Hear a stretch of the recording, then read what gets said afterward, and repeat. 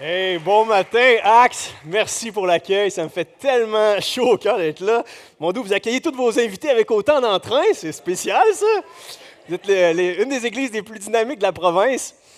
Hey, sérieux, ça me fait vraiment plaisir d'être ici. Je pense qu'on est venu il y a 3-4 ans. Puis là, je vois, là, il y a du monde peut-être le double de la dernière fois. C'est vibrant, c'est vivant.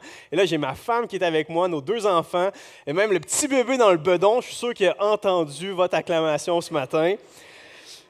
Vraiment une bénédiction. Donc, oui, je m'appelle Sam. J'ai la joie d'être missionnaire à temps plein au Québec. Ma job est simple, mettre en contact le cœur des Québécois et le cœur de l'Évangile par le médium des réseaux sociaux. On est actif, hyper actif sur tous les réseaux sociaux, Facebook, YouTube, Instagram, TikTok. On fait des petites vidéos comme des plus grosses. D'ailleurs, je vous donne un petit scoop, on en sort une cette semaine, une parabole, c'est-à-dire une conversation épique entre 2 jumeaux au stade de fœtus dans le bedon de leur maman, à savoir s'il existe autre chose après l'accouchement. Et le mois prochain, on a tourné, la semaine dernière, on a tourné une vidéo qui va être assez choc. On sort une vidéo qui va s'intituler « Abus, scandale et crise d'identité. Où est-ce que s'en va l'Église québécoise? » Et il y a de l'espoir, mais on aime aborder des sujets chauds comme ça, les sujets chauds d'actualité, et voir comment l'Évangile de Jésus est toujours suffisante, comment la parole de Dieu est claire toujours. Donc, merci. Je prends le temps de vous donner quelques nouvelles parce que je sais qu'il y en a parmi vous que vous nous suivez, vous priez pour nous, vous investissez. Merci, Axe. Vous êtes vraiment une Église encourageante et on est béni d'être envoyé dans le champ missionnaire par des gens comme vous. Ce matin, le titre de mon message... Oh, d'ailleurs, avant que j'oublie. Vous allez voir, il y a une petite table à l'arrière avec des petites cartes, ça me parle. Si ça vous tente, prenez-en une dizaine. Ce sont des petites cartes d'évangélisation. C'est très cool. Tu es au resto, tu n'as pas le temps de tout les déballer, le plan du salut. Tu peux donner une petite carte. Moi, ça m'arrive souvent d'en donner. Donc, c'est un moyen d'évangélisation super simple. Mettons, quelqu'un te pose une question sur la résurrection, puis tu n'as pas la réponse. Tu dis, regarde, ce petit gars-là, là, chauve, là, il y a à peu près 23 vidéos sur la résurrection. Va fouiller sur sa chaîne, tu vas trouver une réponse ou deux. Donc, pigez-en une coupe à la fin, ça va vraiment me faire plaisir. Et on a aussi une feuille avec des cases pour mettre votre adresse courriel. S'il y en a, vous dites, moi, j'aimerais ça entendre un peu plus, c'est quoi ces projets, puis recevoir un courriel quand il sort une vidéo, puis tout ça, bien, prenez le temps d'écrire votre courriel, puis on va rester plus en contact. Ça marche? Passons aux choses sérieuses. Ce matin, le titre de mon message, Une vie équilibrée. Et je vous invite à tourner avec moi dans la lettre de Paul à Tite. Tite, chapitre 2, versets 11 à 14. Voici ce que dit la parole de Dieu. En effet, la grâce de Dieu s'est révélée comme une source de salut pour tous les hommes et toutes les femmes. Elle nous éduque et nous amène à nous détourner de tout mépris de Dieu et à rejeter les passions des gens de ce monde. Ainsi, nous pourrons mener dans le temps présent, ici et aujourd'hui, une vie équilibrée, une vie juste, empreinte de piété, en attendant que se réalise notre bienheureuse espérance, la révélation, le clou du spectacle de la gloire de Jésus-Christ, notre grand Dieu et Sauveur. Il s'est livré lui-même pour nous, afin de nous délivrer de toute désobéissance et de faire de nous, même au Québec, même à Axe, même à Sherbrooke en 2024, en nous purifiant ainsi un peuple qui lui appartienne et qui met toute sa force, toute son ardeur à accomplir des œuvres bonnes.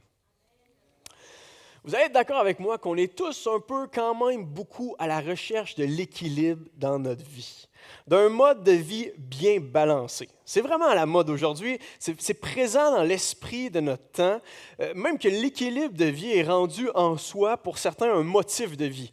Si seulement j'arrive à bien tenir en branle tout ce qu'il y a autour de moi, c'est bon, on va rouler comme ça, puis je vais être accompli, je vais me réaliser de cette façon-là.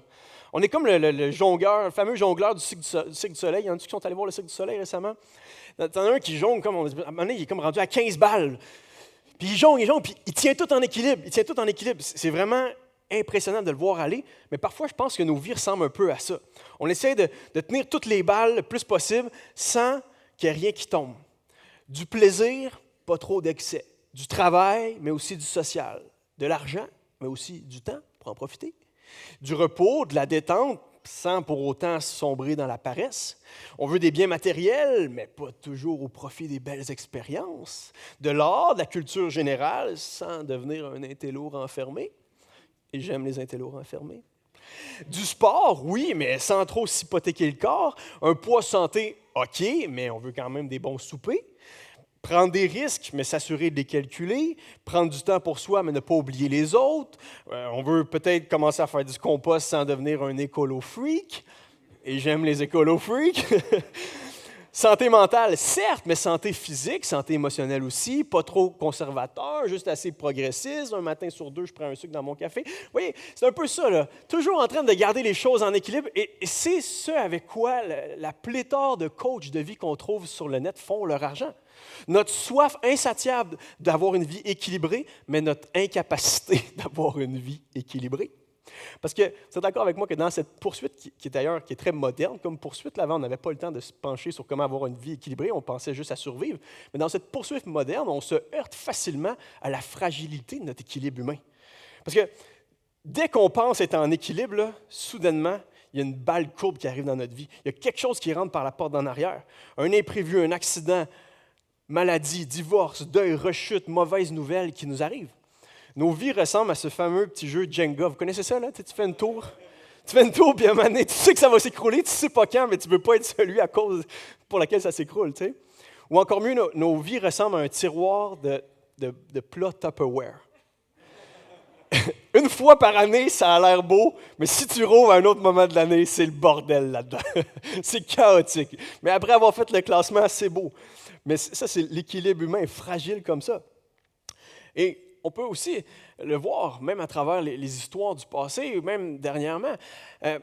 Tu vois des gens qui parviennent à l'équilibre. Pourquoi tu regardes leur vie, tu dis, OK, équilibre financier, équilibre familial, équilibre professionnel, mais malgré ça, malgré tous leurs biens, leur réussite, leur possession, ruinent leur vie en se laissant aller dans la violence de leur passion. Il y a comme un équilibre intérieur plus profond et plus difficile à atteindre qui ne repose pas sur le reste des équilibres visibles et tangibles. Parce que pour vrai, sinon, on arrêterait de voir des superstars, des vedettes de cinéma, des vedettes du milieu artistique, des gens du milieu sportif, des Olympiens, des gens tellement couronnés aux Olympiques de médailles, mais ensuite finissent par sombrer dans la dépression, finissent par sombrer dans l'alcool, dans la drogue, parce qu'il y a quelque chose à l'intérieur qui n'est pas réglé. Parce que vous allez être d'accord avec moi là, que dans le corps, tout se tient. On peut avoir le nécessaire pour vivre ce matin, mais manquer d'appétit vital. On peut avoir un super bon matelas, acheté chez Matelas Sommeil, Matelas Sherbrooke, je ne sais pas où est-ce que vous prenez vos matelas, mais... Quoi? C'est ça, c'est là où vous prenez vos matelas. On peut avoir un super bon matelas, mais avoir de la misère à dormir parce qu'on est hanté par les erreurs du passé. On est hanté par ce qu'on a fait. On peut avoir de la bonne nourriture, mais manquer d'appétit tellement on est anxieux d'accomplir quelque chose dans l'avenir. On peut avoir de beaux vêtements, de sublimes bijoux, mais se regarder dans le miroir tous les matins et se trouver encore laid ou laide. On peut lire de nombreux livres sans toujours faire des choix très intelligents. On peut avoir une bonne éducation, mais manquer de sagesse. On peut avoir tout ce monde, mais passer à côté de l'essentiel de ce monde. On peut avoir une bonne assurance vie, mais aucune sur la mort. On peut avoir une belle place de réservée au cimetière, mais aucune au ciel. Vous voyez, cette manière de voir les choses d'un tel angle nous amène à réaliser que l'équilibre est quelque chose de bien plus grand et peut-être même bien plus profond que de juste être capable de garder notre cédule, puis notre équilibre financier, puis notre équilibre familial, puis d'être sûr qu'il n'arrive pas de drame. C'est quelque chose de beaucoup plus profond, l'équilibre. Et un autre obstacle qu'on rencontre assez facilement, c'est l'obstacle de la mise en pratique. Hein? Parce qu'on a beau tout connaître qu'est-ce qu'il faut faire, qu'est-ce qu'il ne faut pas faire, qu'est-ce qu'il faut manger, qu'est-ce qu'il faut investir, tout connaître ça, avoir une connaissance théorique, mais quand on arrive dans la pratique, bien souvent, et moi le premier, il nous manque cette force intérieure, cette motivation intérieure pour faire les bonnes choses au bon moment. Et pour le dire dans les mots du slogan de la SAC, on le sait bien que la modération a meilleur goût. Mais le problème, c'est qu'il n'y a rien de modéré en nous. Il n'y a rien de modéré en nous. On est tout sauf modérés. On est toujours des bébites all-in, prêtes à s'investir dans tout. On est des gens passionnés, engagés, investis, puis on se pitche à gauche, à droite. Ça, c'est la nature du péché, en fait. Hein? Prendre quelque chose autre que Dieu et le poursuivre corps et âme. Et même en tant que chrétien, des fois, récemment, j'ai commencé à jouer au pickleball. Est-ce qu'il y en a qui connaissent ça? Et j'ai commencé et j'ai pogné la piqûre. Là. Et là, achète des raquettes. Pickleball, pickleball. Hey, mon frère va jouer au pickleball. Hey, tu disais le mot pickle, là, puis j'étais excité. Là. Puis là, à un moment donné, je me regarde, je m'examine, je me dis, hey, wow, OK, ça commence à prendre la place de pickleball dans ma vie, là, tu sais. Mais c'est un peu la tendance naturelle de se pitcher dans quelque chose et de manquer d'équilibre. La vérité globale qui sous-tend notre manque d'équilibre, c'est que nous avons un cœur d'adorateur créé pour aimer Dieu de tout notre être, de toute notre force, toute notre pensée. Mais si naturellement nous avons tendance à placer autre chose ou autre projet ou même nous-mêmes au centre de ce monde, alors que le centre du monde, là, c'est Dieu. Et comme on l'a chanté ce matin, c'est lui qui devait être notre plus haut, notre plus grand bien, notre bien suprême. C'est lui qui devait tout tenir en équilibre autour de nous. Et c'est comme ça que nos premiers ancêtres, Adam et Ève, vivaient. Là, dans l'esprit de Genèse 1 et 2, c'est ce qu'on lit.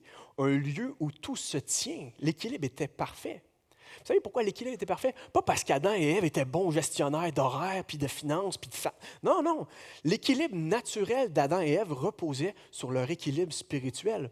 Dieu était pleinement présent, pleinement adoré. Dieu était là. Et Adam et Ève ne faisaient que bénéficier du sous-produit d'une relation positive avec Dieu, c'est-à-dire un monde d'harmonie, un jardin où tout est désirable, tout est bien.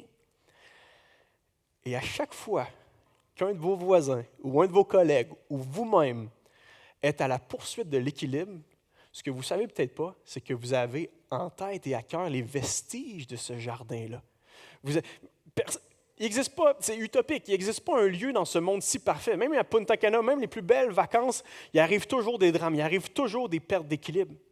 Mais on a, je ne sais pas pourquoi, à cœur et en tête, ce monde-là d'équilibre. À chaque fois que quelqu'un recherche l'équilibre dans ce monde, dans ce corps pécheur et dans ce monde pécheur, il est en train de crier, « Est-ce que je peux retourner d'où est-ce que je viens? Est-ce que je peux rentrer à la maison? » Et si je découvre en moi, dit C.S. Lewis, un désir qu'aucune expérience au monde ne puisse satisfaire, l'explication plausible ne serait-elle pas que je suis fait pour un autre monde? Oui, nous sommes faits pour un autre monde. Nous sommes faits pour un monde équilibré. Et ce monde va revenir. Le problème, c'est qu'on a perdu ce monde du moment qu'on a voulu jouer à Dieu. On a voulu débrancher celui qui tenait tous les paramètres. Et là, on est venu dérégler la machine, dérégler ce qui permettait l'équilibre de cette vie. On a voulu être une power bar qui se suffit et qui se branche sur elle-même. Vous avez déjà essayé ça? Ça donne-tu du courant? Non, hein? Ça ne marche pas. Mais ça, c'est l'ironie du péché humain. Je vais trouver mon salut, ma vie, ma joie, ma paix, mon assurance en moi-même ou dans quelque chose de ce monde, alors qu'on était supposé être branché sur la vie, branché sur le 100 watts. On était supposé être branché sur Dieu. Et vous voyez l'ironie de notre culture. Chercher l'équilibre en dehors de Dieu, c'est comme se noyer dans l'eau, essayer de se faire une bouée avec l'eau. C'est comme marcher sur un plancher puis essayer de le construire en même temps. Non. Depuis qu'Adam et Ève ont mis les pieds en dehors du royaume de Dieu, nous sommes dans un monde déchu, déséquilibré, désorienté, qui soupire après l'équilibre. Mais la bonne nouvelle que j'ai pour vous ce matin, c'est qu'il existe un recalibrage initial qui déjà nous plonge dans une magnifique forme d'équilibre ici et maintenant. Et ce recalibrage-là s'appelle la grâce de Dieu. Et cette grâce de Dieu s'appelle Jésus-Christ. La bonne nouvelle que j'ai pour nous ce matin, frères et sœurs, c'est que grâce à ce que Dieu est venu faire en la personne de Jésus, il existe un recalibrage dans le fin fond de l'être humain qui nous permet à nouveau de toucher à cet équilibre de vie qui débute d'abord et avant tout avec une relation positive avec notre Créateur, grâce à ce que Jésus a fait à la croix. C'est ce que dit le verset. La grâce de Dieu s'est révélée comme une source de salut pour tous les hommes et toutes les femmes. Et cette source de salut-là, c'est Jésus-Christ qui vient sur cette terre, il y a 2000 ans, le Fils de Dieu, et qui, à la croix, prend notre messe sur ses épaules et nous offre sa justice gratuite. Il nous offre ce lien-là qui avait été rompu en ciel et terre. Lui, il est là en ciel et terre, mourant sur cette croix, nous offrant une nouvelle voie, une nouvelle vie, un nouveau chemin vers le ciel, un nouveau chemin vers ce paradis équilibré. Jésus lave nos péchés. Ce matin, je veux te le dire, là, c'est peut-être dégueu ce que tu as fait dans ta vie, mais Jésus peut laver les plus gros messes qui existent dans ce monde. Il y a quelques années, on était aux États-Unis et les Américains, je les aime, mais ils font toujours des petits trucs. Tu fais, ah, ça, c'est américain. je vous aime, mais je ne comprends pas pourquoi. Et là, on rentre dans une épicerie, il est 8h30 le soir, les enfants sont couchés, regardés par les grands-parents. Puis, il y a de quoi de plus fatigué que des parents à 8h30 qui font l'épicerie? Pas sûr. Et là, tu rentres dans une épicerie et voici l'aspect spécial, il n'y a pas de panier d'épicerie. Fouille-moi pourquoi? Je ne sais pas, il n'y a pas de panier d'épicerie, c'est comme ça. Et tu es supposé faire ton épicerie sans panier. Brillant comme je suis, accompagné de ma femme, on se partage la liste de tâches et moi, en rentrant, je vois une belle caisse de boîtes, prends une boîte, m'en va avec ça, je me dis, intelligent, moi j'ai vu les boîtes, ma femme ne les a pas vues, moi j'ai vu les boîtes, je vais les prendre, je vais aller faire mon épicerie. Et là, je commence, je vais chercher le lait, je vais chercher un pot d'olive, pot de ci, nanana. Puis, à un moment donné, j'ai quand même une bonne boîte, et ce qui devait arriver arriva au beau milieu d'une rangée. Le fond de la boîte n'était pas solide, et pouf! Ça l'éclate, les petites olives s'en vont en marchant, le lait qui commence à gicler de même. Et là, je suis là, puis là, il y a le gardien de sécurité qui me voit au loin. Je suis comme, ça y est, c'est la prison. Je savais que j'allais aller en prison, mais je pensais que ça allait être pour l'Évangile, pas pour des olives qui s'en vont comme ça. J'étais sûr, c'est fini pour moi. Là. Je suis en train de tout mettre le bordel dans l'épicerie. Et là, de nulle part, je me fais taper en arrière sur l'épaule. Puis c'est un Américain trop cool pour la vie, là. Lui, là, je pense que c'est un ange encore à ce jour, qui me dit « Hey, buddy, je m'en occupe, c'est correct, continue ton épicerie. » Je suis comme « T'es sérieux? » Je m'en occupe. Ah non, c'est bon. Puis je regarde, je suis sûr que c'est un employé à ce moment-là. Puis là, je réalise que non. Parce que j'ai dit « OK, c'est bon. » Puis là, je m'en vais tranquillement, puis je regarde la scène de crime, voir qu'est-ce qui va se passer, tu sais. Puis le gars, il est là, il n'a pas rapport. C'est un gars qui fait ses commissions. Il s'en va chercher l'équipe de nettoyage. OK, ramassez-moi ça. Là, moi, je suis juste en train de m'enfuir de la scène de crime, tu sais. Ah, puis ce que je vous ai pas dit, c'est que quand ça a tombé, ma femme a passé dans l'allée, elle m'a regardé, puis elle est repartie. Je m'en souviens encore. Et là, pour moi, c'était genre fracassant, cette expérience de vie. Le gars, il n'a pas rapport avec moi, puis il est là, puis il va chercher l'équipe de nettoyage, il est en train de nettoyer toute mon mess, et moi, je peux juste m'en aller doucement, puis continuer mon épicerie. C'est exactement ce que Dieu fait avec mes péchés, fait avec tes péchés. Hey, tasse-toi, je m'occupe de ton mess, je suis professionnel là-dedans. Moi, je suis mort pour tes péchés, je veux te laver, purifier ton existence, purifier ton cœur. Je prends sur moi ta dette. Je prends sur moi la colère de Dieu. Je prends sur moi toute ton injustice et je t'offre en revanche ma justice. Va-t'en. Va et ne pêche plus. Va et ne prends plus de boîte dans une épicerie.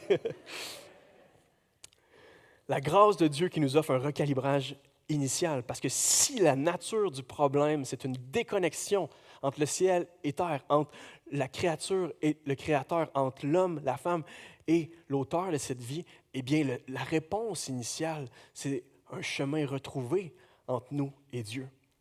C'est pour ça que j'aime dire que Jésus est la seule possibilité de retour vers l'équilibre. En fait, Jésus est l'équilibre de ce monde. Avez-vous déjà pensé à ça? Jésus qui est crucifié sur le sommet d'une petite colline, qui est surélevé sur une croix, cette symbolique-là du médiateur pris en ciel et terre, rejeté de son père, crucifié de l'élite religieuse, crucifié de l'élite romaine, abandonné, trahi de ses disciples. À ce moment-ci, on dirait que c'est comme un nowhere dans l'univers, dans le cosmos. Mais Jésus est en train de nous ouvrir une nouvelle voie vers Dieu. Jésus réconcilie, restaure et nous sauve. Notre culture dit un esprit saint dans un corps saint. Je ne suis pas sûr.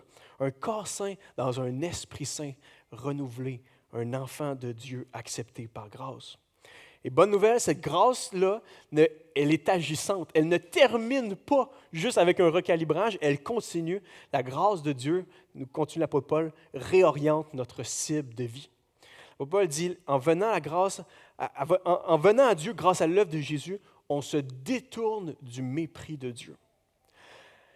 À son meilleur, l'humanité est capable de produire des choses extraordinaires, mais l'intention est de se détourner de son Créateur. Naturellement, ce qu'on produit, c'est du mépris envers Dieu. Et ça devient de plus en plus ouvert. Vous avez regardé la cérémonie d'ouverture des Jeux olympiques.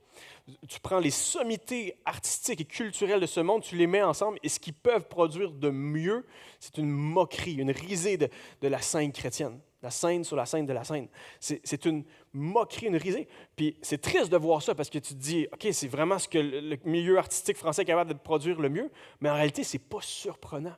Dans le fin fond de chaque être humain qui n'est pas réconcilié avec Dieu se loge le mépris de Dieu. Si le début de la folie, c'est de rejeter Dieu et de mépriser Dieu, en revanche, par contre, le début de la sagesse et de l'équilibre, c'est de courir vers Dieu. C'est la crainte de l'Éternel. C'est possible, grâce à l'œuvre de Jésus, de ne plus être dans cette dynamique de refus envers Dieu, mais d'aller librement vers lui. Soudainement, notre cible de vie, ce n'est pas nous-mêmes ou quelque chose de temporaire, d'éphémère. Notre cible dans la vie, c'est Jésus. Et on marche en arrière de lui. Vous savez, je pense qu'une des erreurs de la manière dont on conçoit l'équilibre moderne, c'est c'est un équilibre statique. On doit garder en branle tout ce qui est autour de nous, puis s'assurer que rien tombe. Mais la Bible ne décrit pas l'équilibre humain de cette façon-là. L'équilibre chrétien et humain qu'on peut atteindre, c'est à la suite de Jésus. C'est en mouvement. La pire chose que tu peux demander à un funambule, c'est d'arrêter sur sa corde. C'est en mouvement que tu gardes ton équilibre. Et même si ce matin, je disais genre, OK, tout le monde se lève, faites-le pas là, vous pouvez vous lever si vous voulez. Mettez-vous sur une patte. Tout le monde, vous devez regarder votre pied, sauf une personne que je désigne au hasard. Toi, tu peux regarder à l'horizon. Moi, je suis prêt à parier 100$ que c'est elle qui va tenir le plus longtemps possible. Parce qu'on garde l'équilibre en regardant un point fixe à l'horizon. Et c'est ça l'équilibre chrétien. Tu vis la course à la suite de Jésus, et à un moment donné, tu te retournes et tu te dis, j'ai tout fait ça, puis oh, c'était un chemin étroit. C'était vraiment périlleux par moment. Mais j'ai gardé mon équilibre à suivre Jésus. Et vous savez que même les sociologues, aujourd'hui non chrétiens, commencent à dire, non, nous les postmodernes, on pense qu'on est des êtres scientifiques. No way. Nous sommes des êtres téléologiques. Nous sommes toujours orientés vers un but, une finalité. Si ce matin, je te demande à quoi ressemblait le restaurant ou le serveur de ta première date, tu t'en fous, tu t'en rappelles plus. Tu avais juste en tête ta date à ce moment-là. Tu avais en tête ta femme, ton mari. Tu es rentré dans le restaurant, tu n'as pas regardé le menu, tu voulais juste y voir les yeux, comment elle était habillée, est-ce qu'elle va me faire un sourire. C'est comme ça qu'on est en tant qu'être humain. C'est pas vrai qu'on est toujours en train de regarder tous les détails sur notre route. Nous sommes des êtres humains de finalité. On oriente nos vies vers quelque chose, puis on court après ça. Mais la triste réalité du péché, c'est qu'on est toujours en train de mettre une autre finalité que Dieu lui-même. Mais en mettant Jésus devant nous comme notre point de mire, notre focus, soudainement, on marche dans un sentier de vie, un sentier de paix, un sentier équilibré. Et c'est un sentier actif. Qu'est-ce qui fait qu'un chrétien ne sombre pas dans le carriérisme, dans faire de sa carrière son point de mire? Mais ultimement, là, c'est parce qu'il aime Jésus, plus que ce qu'il peut devenir au niveau professionnel. Et Dieu merci pour des excellents chrétiens qui ont d'excellentes carrières. Mais qu'est-ce qui fait que je veux obéir aux lois de mon pays, que je veux être un bon citoyen? Bien, ultimement, la réponse d'un chrétien, c'est parce que j'aime Jésus, j'aime sa parole, c'est parce que je veux me soumettre aux autorités qu'il met en place sur ma vie. Qu'est-ce qui fait que je ne veux pas offrir mon corps comme un sacrifice au Dieu du plaisir, de l'hédonisme, de la sensualité, de l'infidélité? Bien, ultimement, là, c'est parce que je suis Jésus. C'est simple, mais c'est ça qui nous fait avancer sur un chemin équilibré. Qu'est-ce qui fait que je use de retenue dans mes ambitions, même pour une partie de pickleball? Bien, c'est parce que j'aime Jésus et j'aime ce que Jésus me dit d'aimer. Ma femme, mes enfants, les gens que Dieu met sur ma route, le progrès de l'Évangile, plus que ce que moi j'ai envie parfois d'aimer, les pickles et les pickleball. Pour avoir un équilibre sur terre, il faut avoir un Père au ciel. Vous savez que l'homme le plus riche de tous les temps, nommé Salomon, qui avait accès à tous les plaisirs, toutes les sensations, toutes les connaissances qu'un homme peut avoir, on a fait cette conclusion-là. Tout ce que vous pouvez mettre comme point de mire dans votre vie, c'est vain. Tout ce que vous pouvez prendre en soi, c'est vain, c'est futilité, c'est vanité, c'est vanité. Salomon dit, j'ai tiré profit de tout ce que je pouvais dans ce monde-là, puis j'ai réfléchi à tout ce que mes mains ont entrepris, à la peine que j'ai eue pour le faire, et j'ai constaté que tout n'est que fumée. Et j'ai le goût de dire, tout n'est que fumier. Et revient à la poursuite du vent. C'est de la merde. Il n'y a aucun avantage à retirer de ce qu'on fait sous le soleil. Et c'est un homme qui aime Dieu qui dit ça. Il dit, si tu prends autre chose et tu fais le sens de ta vie avec ça, tu vas tôt ou tard être triste, malheureux, désillusionné. Sa conclusion était que rien de tout ce monde ne peut offrir un sens en soi. La vie est un cadeau de Dieu. Mais si on attache trop d'importance aux choses de ce monde, on passe à côté du cœur de ce monde, c'est-à-dire Dieu lui-même. Et la bonne nouvelle, c'est qu'en tant que chrétien, on a un guide de sagesse incommensurable en la parole de Dieu. C'est fou, pareil, quand tu lis la Bible et tu réalises à quel point c'est un livre hyper théorique qui nous enseigne une vision du monde très élargie, mais qui reste toujours dans une sagesse pratique incroyable. Il y a cet équilibre-là parfait dans la Bible entre ce que tu dois connaître, mais les injonctions pratiques, les exhortations pratiques. Et c'est comme ça qu'ils ont découpé les lettres du Nouveau Testament. Voici ce que Dieu a fait en Jésus. Voici de toute éternité comment il vous a choisi. Voici maintenant comment est l'Église vue du ciel. Et maintenant, que l'amour inspire chacune de vos actions. Et cet équilibre-là est juste incroyable. C'est la réconciliation de la fameuse sapientia que cherchaient les Grecs, la connaissance selon saint Augustin. Et ces gens-là, c'était pas juste quelque chose de théorique, c'est quelque chose de pratique, mais qui est aussi ancré dans le ciel. C'est une idée, mais qui est aussi applicable. La Bible nous offre ça, nous offre un mode de vie équilibré. Et j'aimerais, à titre de preuve, juste vous lire un passage de Paul aux Romains. Écoutez comment un homme battu, martyrisé, emprisonné, critiqué, rejeté, haï de tous. Écoutez les paroles qui sortent de cette bouche-là, inspirées par le Saint-Esprit, on sait bien. Que l'amour soit sans hypocrisie. Ayez le mal en horreur. Attachez-vous au bien. Quant à l'affection fraternelle, soyez pleins de tendresse les uns pour les autres. Soyez les premiers à honorer les autres. Ne soyez pas paresseux, mais empressés. Soyez fervents d'esprit. Servez le Seigneur comme des esclaves, comme des serviteurs. Réjouissez-vous dans l'espérance, endurez la détresse. Consacrez-vous assidûment à la prière. Soyez solidaires des autres chrétiens qui sont dans le besoin. Poursuivez l'hospitalité. Bénissez ceux qui vous persécutent. Bénissez et ne maudissez pas. Réjouissez-vous avec ceux qui se réjouissent. Pleurez avec ceux qui pleurent. Soyez bien d'accord entre vous. Soyez pas trop orgueilleux, mais laissez-vous attirer par ce qui est humble, par ce qui est petit. Ne vous croyez pas trop avisés. Ne rendez à personne le mal pour le mal. Efforcez-vous de faire ce qui est bien devant tous. S'il est possible, pour autant que cela dépende de vous, soyez en paix avec tous. Faites-vous pas justice vous-même. Laissez place à la colère de Dieu, car il est écrit « C'est moi qui fais justice. C'est moi qui paierai de retour, dit le Seigneur. » Mais si ton ennemi a faim, donne-y à manger. S'il a soif, donne-y à boire, car en agissant ici, ce sont des braises que tu amasseras sur sa tête. Ne te laisse pas vaincre par le mal, mais sois vainqueur du mal par le bien. Regardez l'équilibre ici, qui aux yeux de tous, c'est un homme déséquilibré qui a perdu sa vie, qui a perdu la tête, qui a perdu la boule, qui ne sait pas où il s'en va. Ça, c'est l'équilibre chrétien. Et quelle puissante source de réconfort pour nous. Parce que je sais que si je débarque chez vous demain soir à 5h30, ça va être chaotique si tu as des enfants. Peut-être même si tu n'en as pas. On sait, on va se le dire, là, nos vies sont parfois très désorganisées, très déséquilibrées, très chaotiques. Et là, on court après une sorte d'équilibre de ce monde, genre, il ne faut pas qu'il y ait de poussière dans ta maison, il faut que tout soit parfait, il faut que tout tienne, puis tout ça. Mais ce n'est pas tout à fait l'équilibre chrétien. L'équilibre chrétien se trouve au beau milieu du chaos, au beau milieu des épreuves, au beau milieu des détresses. Et c'est là que tu vois ces hommes de Dieu, ces femmes de Dieu, et peut-être alors que je parle, il va vous emmener, puis des fois c'est des têtes blanches, des gens qui ont de l'expérience, puis toute leur vie, là, tu sens, c'est boosté par l'amour de Jésus, c'est équilibré à fond, mais ils n'ont peut-être pas les standards des gens de ce monde, mais ça rayonne de l'équilibre de Jésus. Tel est l'équilibre que Dieu nous appelle à avoir dans nos vies, un équilibre centré sur la parole de Dieu, propulsé par la grâce de Dieu. Il faut commencer à prêcher là, si ça continue. La grâce de Dieu change notre mode de vie, notre type de vie, mais change notre mode de vie aussi. On rejette le mépris de Dieu et on rejette aussi les passions des gens de ce monde, dit l'apôtre Paul. Et ça, pour vrai, je pense que c'est une des raisons peut-être pourquoi nos vies sont si déséquilibrées. Nous avons des passions qui nous entraînent dans toutes sortes de convoitises. Ce manque d'équilibre-là, de toujours vouloir mieux, vouloir plus, vouloir comme les autres.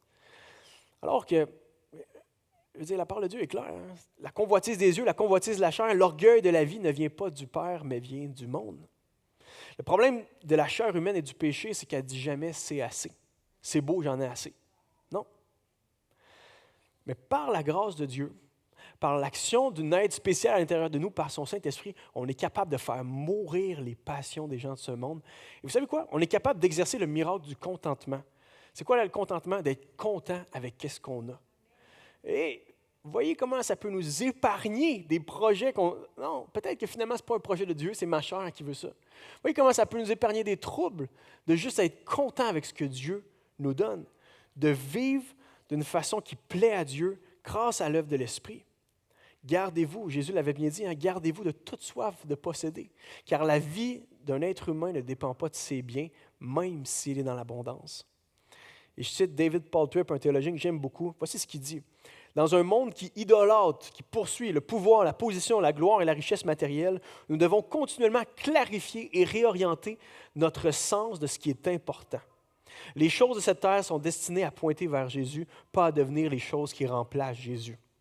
Que Dieu nous sauve de nous-mêmes et de notre tendance à attribuer de la valeur à des choses qui n'ont pas autant de valeur que celles que nous leur attribuons. Ça, c'est un peu le miracle de l'équilibre chrétien. On est capable d'avoir un nouveau regard sur la chose. On offre une meilleure proportion dans les domaines de nos vies. On est capable d'avoir un regard critique. On prend chaque chose puis on essaie de le mettre à sa place, c'est-à-dire à la place que Dieu lui donne. Ce n'est pas de gérer par nous-mêmes. On laisse la parole de Dieu faire son effet en nous. Et grâce au Saint-Esprit, ce n'est pas juste des belles paroles, ça peut devenir une réalité concrète dans nos vies, du lundi au vendredi, du lundi au dimanche. Nous avons cette capacité de faire ce qui est juste, bien et équilibré. Le Saint-Esprit, c'est lui qu'il nous faut sans modération, mais c'est lui qui nous amène à une vie modérée. C'est lui qui nous amène à dire non aux passions de ce monde, oui à la maîtrise de soi, au contrôle. Sachant bien que de ce côté-ci de l'éternité, notre équilibre ne sera jamais parfait. Il ne sera jamais parfaitement réalisé. Un homme comme Jacques, l'auteur du Nouveau Testament, peut dire « Nous bronchons encore de plusieurs manières ». Cet homme-là qui était le frère de Jésus, qui a vu le miracle de la naissance de l'Église chrétienne, lui-même est capable de dire « Oui, nous poursuivons l'équilibre à la suite de Jésus, mais nous savons aussi que nous ne l'atteindrons pas parfaitement de ce côté-ci de ce monde. » La grâce de Dieu oriente notre cible de vie, notre mode de vie, et la grâce de Dieu solidifie notre vie. Grâce à ce que Jésus est venu faire dans nos vies, on est capable de dire « Moi, là, je ne chancellerai pas ». Comme le psalmiste. Soudainement, nos vies sont solidement ancrées et on est moins débalancé par ce qui se passe autour de nous. On passe de la mort à la vie, puis on est capable maintenant d'abandonner les sables mouvants de ce monde pour reposer sur le véritable roc solide qu'est Jésus. Parce que ça, c'est la question la plus importante de nos vies. Sur quoi reposes-tu ultimement? Parce que si tu reposes sur toi-même ou sur tes connaissances, sur ton pouvoir, ta gloire, ta renommée, ta réputation au travail, ta carrière, ton beau statut familial, ton beau voisinage, tout ça peut finir par se perdre. Tandis que lorsque Jésus est vraiment celui sur lequel tu bâtis ta vie, ton couple, ta famille, ton identité, tu ne pourras jamais le perdre. Tu commences l'éternité comme ça. Mettre Jésus comme étant le roc de nos vies. J'ai, l'année dernière, entrepris un projet de pavé uni et j'en ferai plus jamais de ma vie. Et je me dis, ça ne sera pas si pire. Et j'ai creusé pendant des siècles. En fait, ça a donné lieu à la vidéo. Vous avez vu la vidéo « Creuser sa tombe » ? Les enfants me voyaient sortir pour aller creuser, puis ils demandaient à maman, « Qu'est-ce qu'il va faire, papa? » Puis maman répondait, « Il s'en va creuser sa tombe. » Et là, ça m'a donné une petite idée. Je vais faire une vidéo. Ça peut être ça des fois, la vie humaine. Tu creuses, tu penses que tu fais un projet, puis finalement, tu fais juste creuser ta tombe. Mais non, finalement, j'ai fait un peu de pavé, j'ai pas juste fait une tombe. Et ce qui est drôle, c'est que cette année, on reçoit des gens pour dîner dehors, puis le pavé est terminé, puis tout est bien. Puis là, les gens sont là, puis « Ah, c'est du beau pavé, t'as acheté ça où? Ah, c'est pas trop cher, tout ça. » Puis moi, dans ma tête, je suis frustré. Je suis comme « On s'en fout du pavé, c'est ce qui est en dessous qui est important. » Moi, j'ai sué, j'ai laissé des gouttes de sang en dessous ici. J'ai bâti quelque chose de solide, c'est rock, c'est du béton. Puis pas grave, le pavé. Ce qui fait que le pavé va rester beau à travers les années, c'est ce qu'il y a en dessous, tu sais. Mais les gens sont focalisés sur ce qui est artificiel, ce qui est dans la superficie. Mais le plus important, c'est la même chose dans nos vies. C'est quoi tes racines? C'est où est-ce que tu t'abreuves? C'est quoi ta fondation? La grâce de Dieu peut solidifier ta vie à un point tel que tu ne seras pas toujours dans l'anxiété ou ballotté par une nouvelle doctrine, ballotté par une nouvelle idée. Focalisé et centré sur Jésus dans tout ce que tu es et tout ce que tu fais. Et Ésaïe parle du fait qu'on obtient la même solidité que sur le roc sur lequel on se tient. On peut avoir la même solidité que le Dieu immuable et éternel grâce à Jésus. La grâce de Dieu solidifie notre vie. Et dernièrement, la grâce de Dieu aura le dernier mot de l'histoire. Voici comment termine l'apôtre Paul. En attendant que se réalise notre bienheureuse espérance, la révélation de la gloire de Jésus-Christ, notre grand Dieu et Sauveur. Une des dernières choses qui, je pense, fait en sorte qu'en tant que chrétiens, nous sommes les gens les plus équilibrés du monde, c'est que nous savons nous positionner autant dans le cosmos, dans l'univers, que dans les temps, que dans la ligne du temps. D'abord, le cosmos, nous savons qui nous sommes, réellement. Et c'est vraiment un point qui a été anxiogène. Hein? Même encore au jour, beaucoup de religions ont cette crainte-là de l'inconnu. Ce monde est tellement vaste, tellement grand, et il semblerait que je doive apaiser ce Dieu si puissant avec quelques offrandes parce que je veux que le destin, le sort ou cette immensité-là me soit favorable. Et j'ai pari que même à ce jour, en 2024, aussi sophistiqué qu'on est, il y a des gens qui vivent des expériences dans ce monde devant la solitude ou devant un paysage incroyable, et tout à coup, ils commencent à être déstabilisés dans leur vie parce qu'ils ne savent pas où se situer dans ce monde. Je suis qui exactement? Je suis le produit des Lumières, un homme doté de raison, et ma pensée, c'est ce qui est ultimement la seule réalité. Je pense, donc je suis. Ouais, mais quand tu te vois en bobette devant le miroir, c'est pas si impressionnant que ça. Et ces mêmes Français-là qui ont tué 17 000 personnes au nom de la liberté, tu te dis, ouais, OK, la raison humaine, mais c'est le cœur humain là-dedans. Il y a quelque chose qui... Hein? Et en tant qu'être humain, en tant que chrétien, en fait, on sait où se positionner en tant qu'être humain. On sait que le Dieu de l'infini cosmos est de notre côté et que ce Dieu-là est venu petit en chair en Jésus-Christ pour être proche de nous. Il est infiniment grand, mais il est dans l'infiniment petit.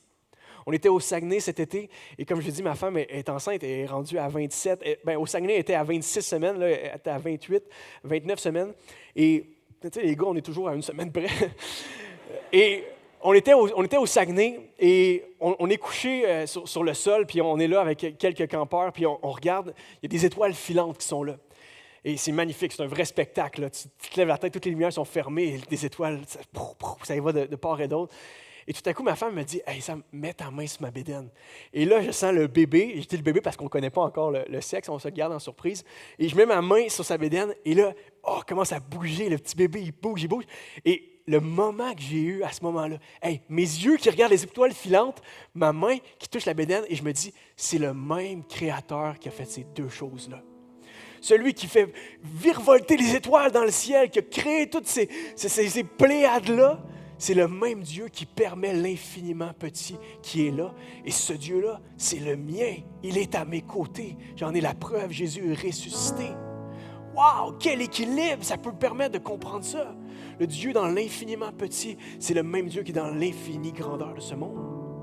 Et dans la ligne des temps, parce que ce n'est pas juste dans le vertical, mais aussi dans l'horizontal, nous connaissons notre place. On sait qui on est et dans quel temps nous sommes. Vous savez, il y a 3 types de personnes. Les gens qui sont focalisés sur le passé. Moi, je les appelle les pessimistes. Dans le temps, c'était mieux. Dans le temps, il y avait ça. Dans le temps, j'ai Costco, ils nous permettaient de pas... Ces gens-là, je ne suis pas capable. Ils sont fatigants. Ils sont toujours sont dans le passé. Ou sinon, c'est dans leur erreur du passé. Ils sont pris dans une situation qui s'est passée il y a 20 ans. Je me suis fait frauder 20 000 par un virement bancaire. Fini les virements bancaires. Mais... Ils vont vous payer cash, monsieur. Ces gens-là sont soit chialeux, soit désagréables, ou juste pas tenables, toujours dans le passé. Puis il n'y a pas d'équilibre dans leur vie. Ils sont définis par leur passé. Tu as l'inverse, tu as les idéalistes. C'est ceux qui sont toujours tournés vers le futur. Moi, je vais faire tel projet, je vais faire telle chose. Je veux accomplir tout ça. Ils sont pleins d'espoir, mais sont tous sauf là devant toi. Passer 1 heure à côté d'une personne comme ça au restaurant, tu as le goût de t'enfuir. Parce qu'il n'est pas conscient du moment présent. Il n'est pas là. Juste dans le futur, on va faire ci, on va faire ça, on va améliorer ça.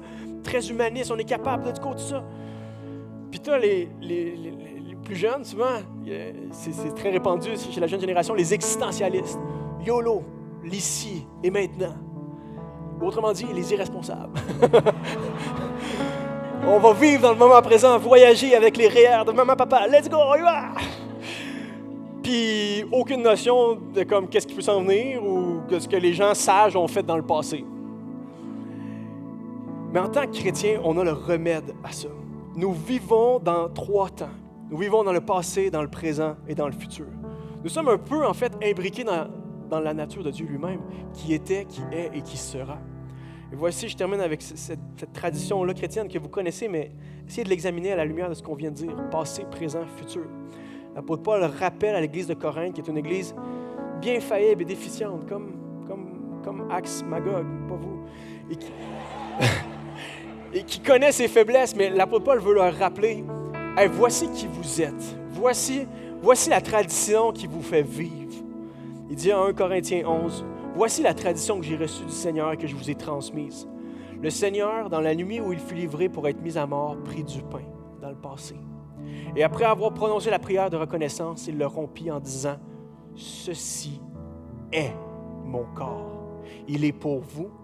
Faites ceci en souvenir de moi. » Le passé, faites ceci en mémoire de ceci est mon corps. C'est là, c'est aujourd'hui. De même, après le repas, il prit la coupe et dit, « Cette coupe est la nouvelle alliance scellée de mon sang. Faites ceci toutes les fois où vous en boirez en souvenir de moi. » Le corps de Jésus a été livré, son sang a coulé, son corps a été meurtri. Jésus rappelle, les gars, vous allez le faire et au moment présent, ce sera vous qui vous remémorez, mais qui revivrez ces événements-là de la passion. Et ce sera un signe que cette alliance-là, elle est réelle, mon sang a vraiment coulé pour vous. Et voici comment il termine cette tradition-là. Donc, à chaque fois, verset 25, cette coupe, la nouvelle alliance scellée de mon sang, faites ceci toutes les fois où vous en boirez en souvenir de moi. Donc, à chaque fois où que vous mangez ce pain, ou que vous buvez cette coupe, vous annoncez la mort du Seigneur, et ceci jusqu'à son retour. En tant que chrétiens, nous savons que nos péchés passés sont pardonnés. Notre passé a été payé à la croix. Nous savons qu'ici et maintenant, nous pouvons être délivrés, nous pouvons être libérés, nous sommes aimés de notre Père. Nous sommes en Jésus, nous vivons même plus cette vie comme vit ce monde. Notre vie, elle appartient à Jésus et nous connaissons la fin de l'histoire. Nous savons que la grâce de Dieu aura le dernier mot de l'histoire. Et on s'inscrit dans cette mission-là d'annoncer la bonne nouvelle de Jésus au plus grand nombre possible. Et ça, c'est source d'équilibre, de marcher sur le chemin étroit à la suite de Jésus, sachant que le mal n'aura pas le dernier mot, que la haine, que le mépris de Dieu ne gagnera pas, mais que Jésus reviendra, que Jésus sera maître de tout, qu'il est présentement maître de tout au ciel, mais c'est une réalité qu'on peut acquérir et recevoir par l'Esprit, mais un jour, ce sera matérialisé. Et tout sera bien qui finit bien et nous retrouverons l'équilibre. Et c'est pour ça que ce matin, je te plaide. Je plaide pour toi. Si tu n'es pas reconnecté à Jésus, fais-le ce matin. Reconnecte-toi à l'équilibre parce qu'il n'y a pas d'autre équilibre que lui dans ce monde. Et tu veux terminer dans ce jardin d'équilibre où finalement il n'y aura plus de pleurs, il n'y aura plus de déséquilibre, il n'y aura plus de tempête, il n'y aura plus de catastrophe. Dieu sera tout en tous. Le soleil ne sera même plus nécessaire tellement que sa gloire va resplendir. C'est l'invitation que Jésus lui-même te lance ce matin. Viens à moi, laisse-moi nettoyer ton mess, laisse-moi t'aimer. Je vous invite à pencher la tête, fermer les yeux. On va juste terminer avec un petit mot de prière.